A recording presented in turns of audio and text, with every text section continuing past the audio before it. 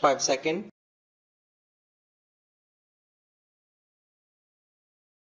Start. If you scan the history of the railway in this country, you will see that it was the presidency towns Bombay, Madras and Calcutta that determined the pattern of our railways as well as of our industrial and economic growth. The British, when they landed in this country, established trading centers called forts. In Chennai, it was Fort St. George. In Kolkata, it was Fort St. William. And in Mumbai, it was nearly a fort, and there was one in Surat also. It is these trading establishments which determine the pattern of the government, the pattern of administration, and every other pattern under the British regime. They constructed the railway, they established the industries, they located their armies with reference to these three presidency towns. This idea of presidency towns determining the pattern of our social structure, industrial advancement and the system of our railways still persists.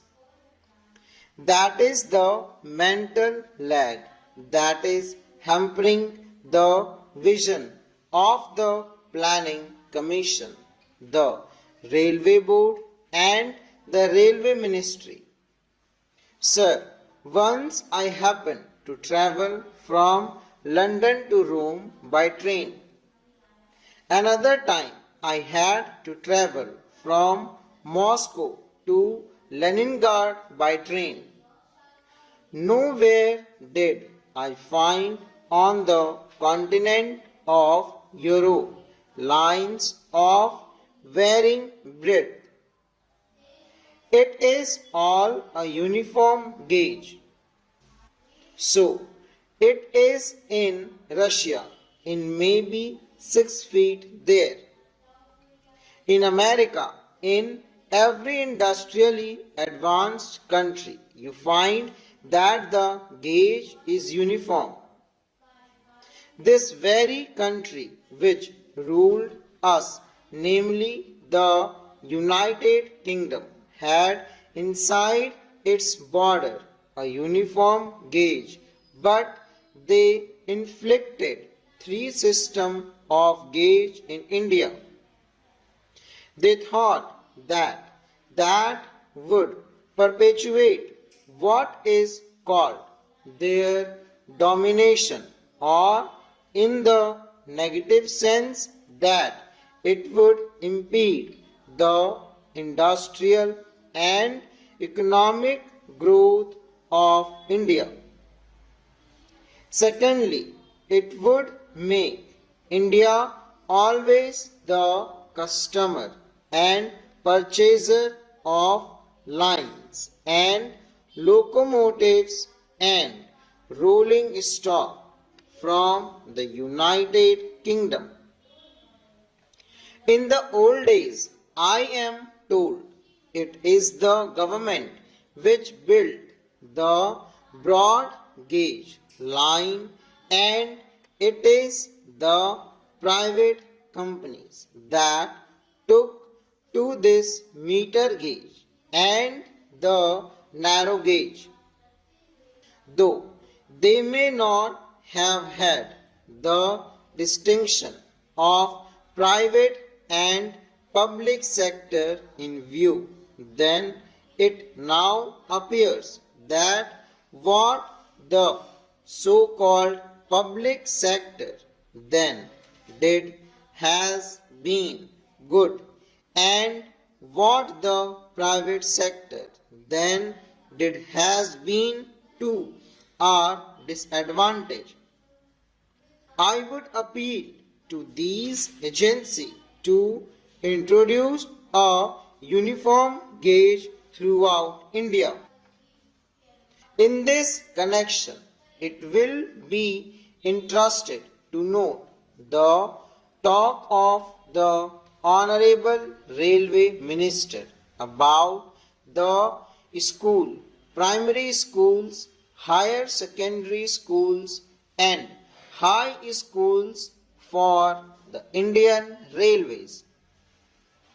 If you examine the previous speech of the Railway Minister and also the working report of the Railway Board, you will find that the same figure is repeated every year.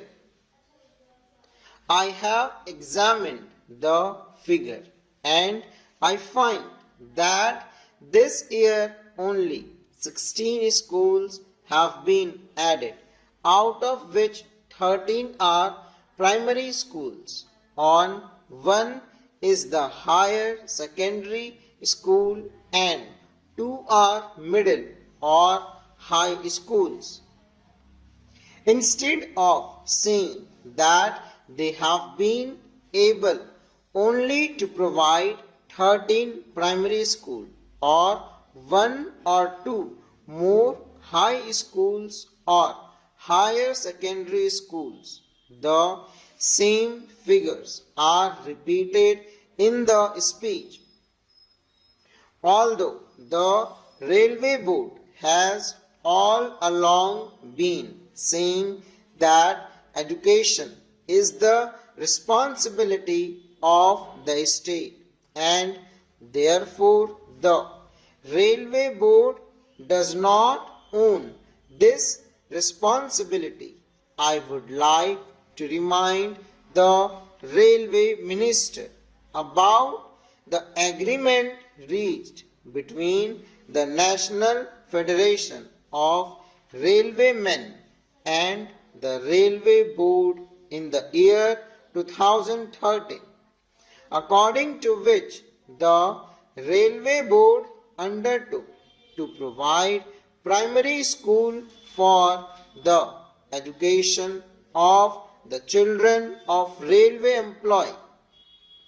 Sir, as I told you earlier, I had to say many things on the floor of this house, but I will conclude with only 1 or 2 more observations.